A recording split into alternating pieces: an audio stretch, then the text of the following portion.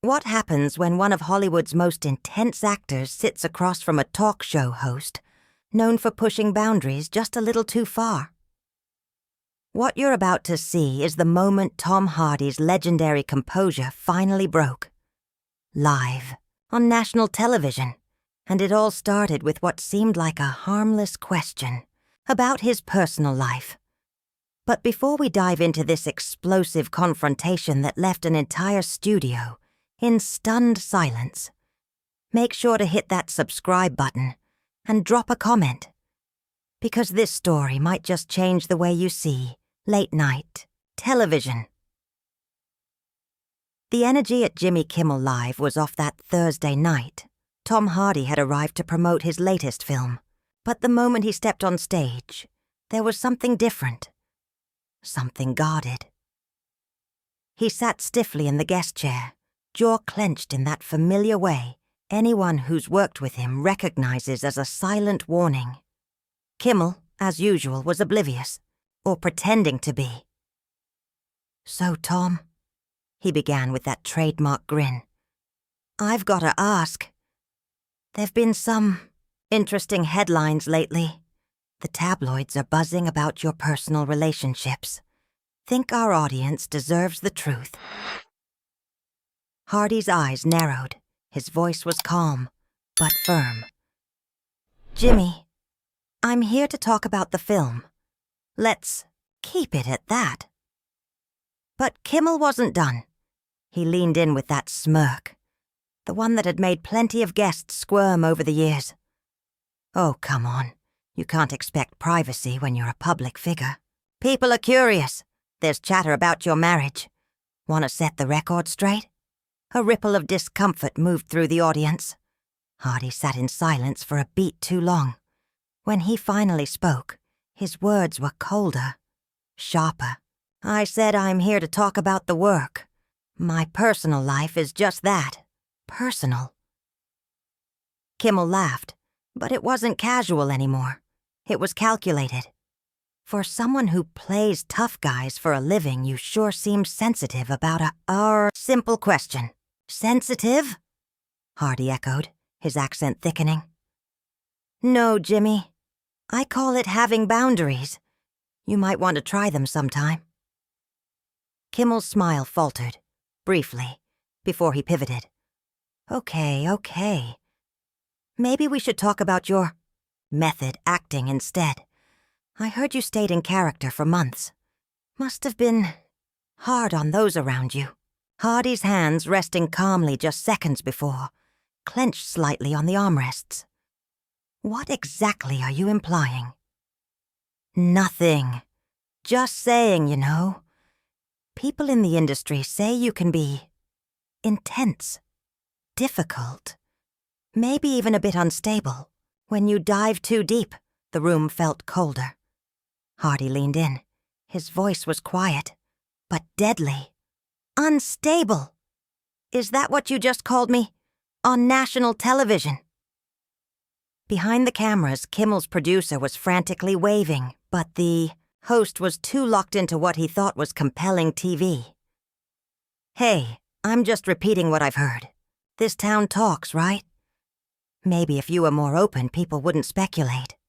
Hardy's stare didn't blink. "My process is none of your business, nor is my marriage, nor anything else that doesn't involve the film I came here to promote." Then he added with cutting precision, "But since you're so interested in difficult behavior, let me ask you something, Jimmy." Kimmel's face tensed. "How many guests have walked off your show? How many actors, musicians, people you ambush like this have asked never to be booked again?" "I don't know what you're talking about." Kimmel laughed, but the sound was hollow now. "We're just having a conversation?" Hardy snapped, his voice rising. Several audience members flinched. "You call this a conversation?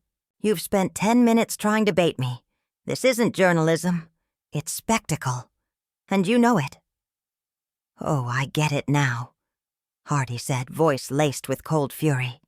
"You want a dramatic outburst for your cameras, something viral, Something messy. Well, congratulations, Jimmy. You got it. He stared down the host. You've questioned my professionalism, mocked my mental health, and dragged my personal life into your circus, all while hiding behind that cheap plastic grin. The studio was dead silent. The only sound the faint hum of the cameras still. Rolling. For the first time in years, Jimmy Kimmel looked genuinely shaken. Tom, I think you're overreacting.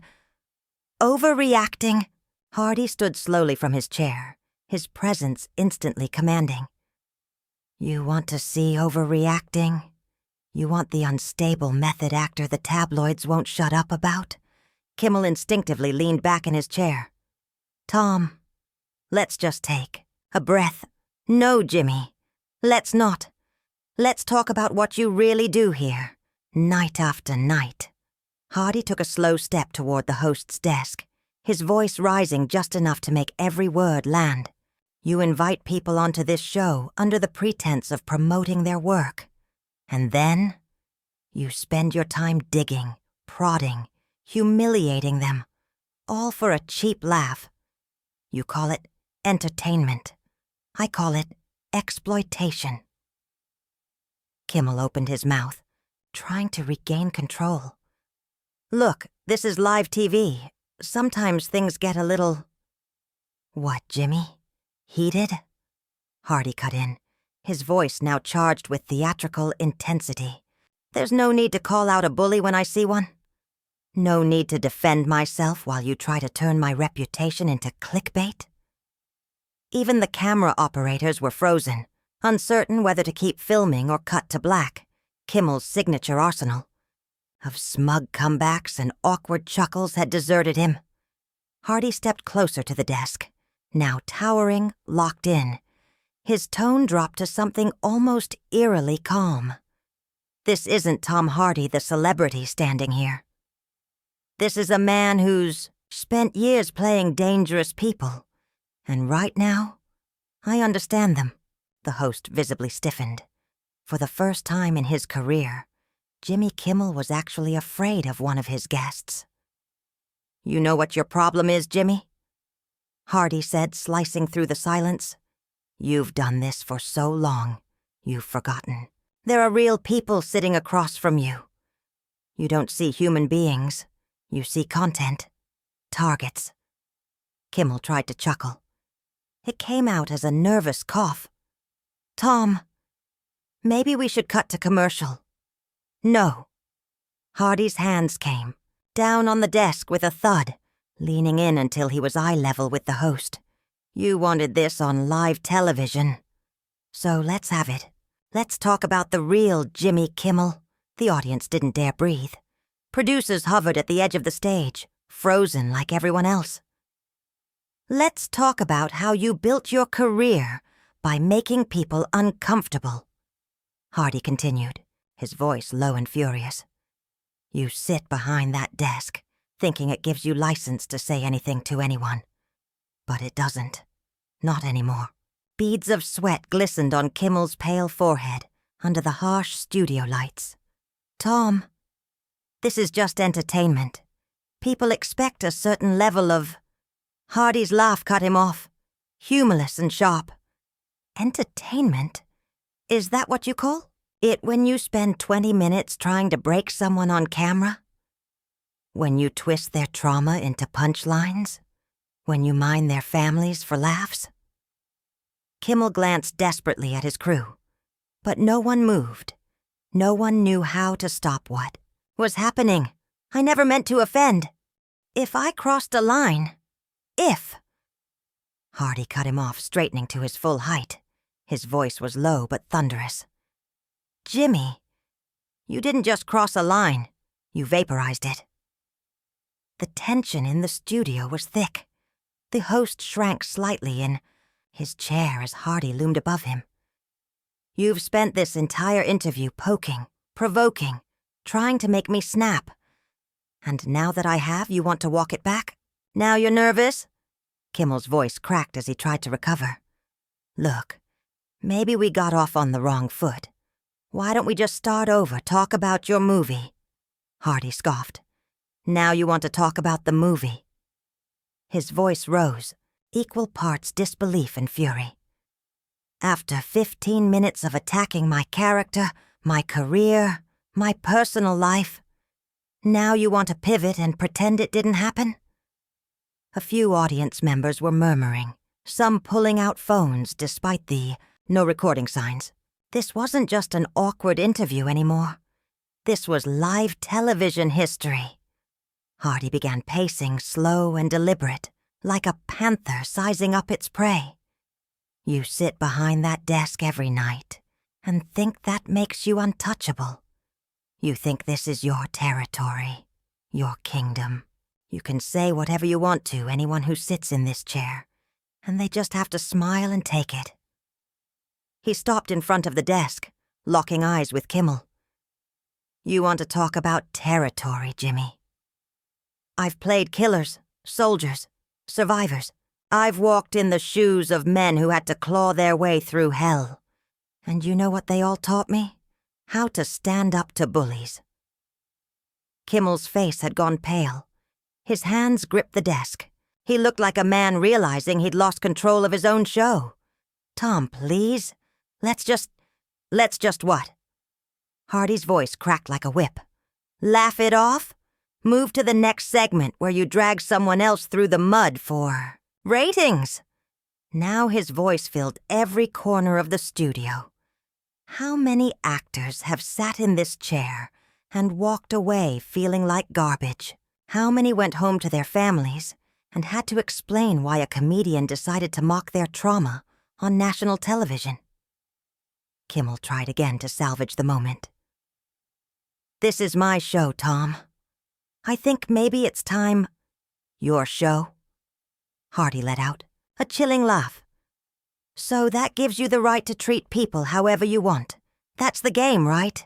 You invite someone on, then ambush them for the crowd's amusement. Then, slam! Hardy's palm came down on the desk. The sound echoed across the studio. Kimmel flinched. The audience gasped. You want to know what this show really is? Hardy hissed. It's a platform for a mediocre comedian to feel powerful by tearing down people who are actually talented. The words hit harder than the slam. Kimmel's face flushed red, his mouth tight, hands trembling. Hardy leaned in close, his voice now a deadly whisper. You want to know about method acting, Jimmy? About staying in character? I'm not acting. This, right now, is me, Tom Hardy, telling you exactly what I think of you, and your pathetic excuse for a show. Kimmel looked shell-shocked, his voice barely audible. Security, I think we need... Hardy pulled back with a bitter smirk. You're calling security on your guest because he finally told the truth? Because I didn't play your little game? The whole studio seemed frozen in place. Producers, audience, cameras, everyone silently glued to the unraveling moment. Here's what's going to happen, Jimmy, Hardy said, his voice suddenly calm but razor-sharp. I'm going to finish what I came here to say. You're going to sit there and listen, because for once in your smug little career, you're going to face the consequences of your actions. He began unzipping his microphone, methodically, deliberately. Then I'm going to walk off this stage, and you can explain to your audience and your network why one of Hollywood's biggest stars just lit you up on live television. Kimmel made one last desperate plea. Tom, we can edit this. We can... You think this is going away? Hardy exploded. You think you can just snip this out like a blooper reel? This is live, Jimmy. Millions of people just saw who you really are. The silence that followed was absolute. Every person in the room knew they had just witnessed something unrepeatable. Kimmel sat there, stiff, rattled, humiliated. Meanwhile, Hardy stood tall above him, unshaken, unmoved. You know what the real tragedy is, Jimmy? He said, voice now almost mournful. You actually had talent. Once, years ago. Before you got drunk on your own ego. Before you figured out that mockery was easier than wit. Kimmel opened his mouth searching for a response, but nothing came. He was finished. Hardy fixed his glare on Kimmel. I did my homework on you, Jimmy. Before I agreed to come on this show, I watched hours of your interviews. His tone darkened as he began pacing again, slower this time, measured, like a predator circling its prey. I saw the pattern, the big-name guests, the ones with real clout in this industry. You fawn over them. You laugh at their jokes, nod along like a loyal puppy, make them feel like royalty. You're all charm when it's someone who can help your career. He stopped and pointed at Kimmel. But the lesser-known actors, the ones still climbing, the ones who need this platform more than you need them. You go for the jugular. You poke, you prod, you try to unravel them. For laughs. Several audience members were now openly recording with their phones. The producers had long given up. This was already viral. Hardy stepped forward, voice rising just slightly. And the worst part, you've made this cruelty contagious. You've built a culture around it. Other hosts copy you, thinking this is what good television looks like. You've made humiliation a format. Kimmel's voice, hoarse and brittle, finally broke the silence. Tom, I never meant for any of this. To what? Hurt anyone? Hardy snapped, cutting him off. To ruin reputations, scare young actors away from interviews. His voice was razor-sharp now. You never meant it, but you kept doing it. Why? Because it got ratings. Because it got cheap laughs. Because it made you feel powerful. Kimmel shifted, trying to rise from his chair. But Hardy's presence alone seemed to weigh him down. Sit, Hardy said, his voice like iron. Kimmel sank back without protest. The room was dead silent. The usual backstage murmurs, crew shuffles, gone. This wasn't just a taping. It was a reckoning. Hardy leaned in slightly. You want to know what really pisses me off? He asked, lowering his voice to a dangerous whisper. It's not just that you tried to humiliate me tonight. It's that you do this to people who can't fight back. Young actors, newcomers. People so grateful to be here, they'll sit through your insults, just to get their name out there. In one sudden motion, Hardy grabbed the back of the guest chair and spun it to face the audience. Ladies and gentlemen, he said, addressing them directly. What you witnessed tonight wasn't just bad hosting. It was a man trying to destroy someone's reputation for sport. And when that person refused to roll over, you saw the bully fold. The audience was frozen, unsure whether to cheer, clap, or remain silent. Many looked as stunned as Kimmel himself. Hardy gestured toward the host without even looking at him. This man, he said coldly, makes millions of dollars a year to sit behind that desk and tear down the very people he invites onto his show. He profits from discomfort. He's made a career out of turning vulnerability into punchlines, and he's done it for so long, he actually thinks he's untouchable. Kimmel tried to salvage what little dignity he had left. Security, he called, voice cracking. Please escort Mr. Hardy. Hardy turned to face him, his smile cold and merciless. Oh, so now I'm a threat. Because I'm telling the truth? Because I'm not playing your game anymore? Kimmel's voice trembled. This is my show. I'm asking you to leave. Hardy repeated the words, slowly. Your show. Yes, it is. And after tonight, everyone watching will know exactly what kind of show this really is. He began removing his mic pack with careful, deliberate movements, each one a silent statement, You know the beautiful thing about live television. Jimmy, he said, placing the mic on the desk in front of the stunned host. You can't take any of this back. Every word I've said, every second of your cowardice. It's all out there now. Broadcast to millions. Kimmel looked helplessly to his producers, but they offered no rescue. No playbook existed for this level of public meltdown. Hardy leaned in, his voice calm but searing. And here's what's going to happen next. I'm going to walk off this stage, and you're going to sit there and explain to your audience why one of Hollywood's most respected actors just called you a bully and a fraud on your own show. He stepped back from the desk. Kimmel, finally finding his voice, tried to push back. This is unprofessional, Tom. You've embarrassed yourself tonight. Hardy let out a bitter laugh. I've embarrassed myself. No, Jimmy. I just did what nobody else had the guts to do.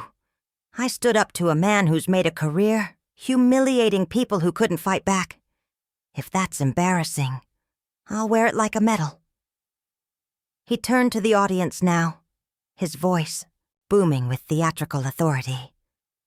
Ladies and gentlemen, you didn't just witness another talk show interview tonight. You witnessed something real. You saw what happens when someone finally says no to a bully. A few claps echoed through the studio, tentative at first, then growing louder. Kimmel's face drained of color as his own audience began to turn. Hardy looked directly into the cameras. And for everyone watching at home, remember what you saw here tonight. Just because someone has a platform, just because they're on television, doesn't give them the right to treat people like trash. He turned toward the wings but paused. One last time. Oh, and Jimmy, he added, voice low and razor-sharp. Next time you want to ask someone about their personal life, their trauma, their relationships, their mental health, maybe ask yourself if you'd want someone speaking to your family the same way. Kimmel tried one last desperate plea. Tom, you're making a mistake. This will follow you for the rest of your career. Hardy paused at the edge of the stage, framed by the lights, a silhouette of defiance. No, Jimmy, he said quietly. This will follow you. I'll be fine. I'm an actor. I have the work, the craft, the respect. People will remember that. He looked back once more, eyes burning. But you'll be remembered as the talk show host who got destroyed by his own guest, live on air. With that, Hardy walked off stage. The audience was buzzing, whispering, stunned. Kimmel sat alone, frozen behind his desk, the camera still rolling on what could only be described as his professional collapse. He opened his mouth to speak, closed it again, then finally whispered into the camera. We'll be right back after this break.